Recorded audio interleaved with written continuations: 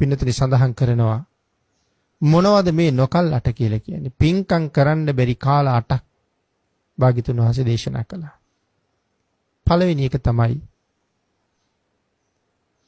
නිරයේ උප්පත්තිය ලැබුවොත් ඒ පුජ්‍යලයාට ආයේ පින් කරන්න අවස්ථාවක් ඉන්නේ නැහැ. නිරා දුක විඳින්නත් ඔය අතර පින් කරන්නත් අවස්ථාවක් නැහැ. ඒ ගැන හිතන්නවත් වෙලාවක් නැහැ. නිරය ඒ තරම්ම භයානකයි. නිරය ඒ තරම්ම දුක්ඛදායකයි. පිනක් කරන්න තියා. ඒකට කිසිම අවකාශයක් සැලසෙන්නේ නැහැ. එහෙනම් නිරිසතුන්ට පින් කරන්න බෑ. පින්නතුනි තිරිසන් අපායේ ඉපදිලත් පින් කරන්න බෑ. බුද්ධෝත්පාද කාලයක් මේත් පහු කරගෙන යන්නේ. මේ කාලේ පින් කරනවා නම් ඕන තරම් පින් කරන්න අවස්ථාව තියෙන කාලේ. නමුත් අපායේ ඉන්න මිනිස්සු මේ කාලේ පින්නතුනි කොහොමද පින් කරන්නේ? බුද්ධෝත්පාදයෙන් කොහොමද ප්‍රයෝජන ලබන්නේ? ආන් ඒ වගේම තමයි තිරිසන් අපායේ ඉපදිලා ඉන්න අය.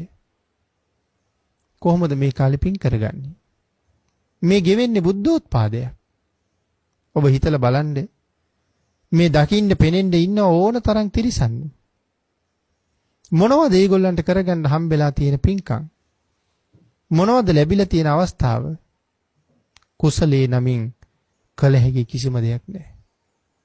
අකුසල් රැස් වෙනවා මිසක් ඔවුන්ට කොහෙන් කුසල් රැස් වෙන්නේද? මරණයෙන් පස්සේ ආයෙත් නිරේට.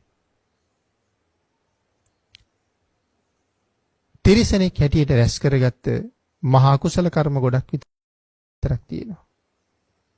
ඒ නිසා නිරේ ඉපදිලා ආයේ කවදා හරි නිරයෙන් නිදහස් වෙලා අවශේෂ අකුසල කර්මයේ ආයේ විපාක දෙදී නැවතත් සතර අපායේ කොහේ හරි ඉපදිලා ආයේ පව් රැස් කරන එක තමයි වෙන්නේ.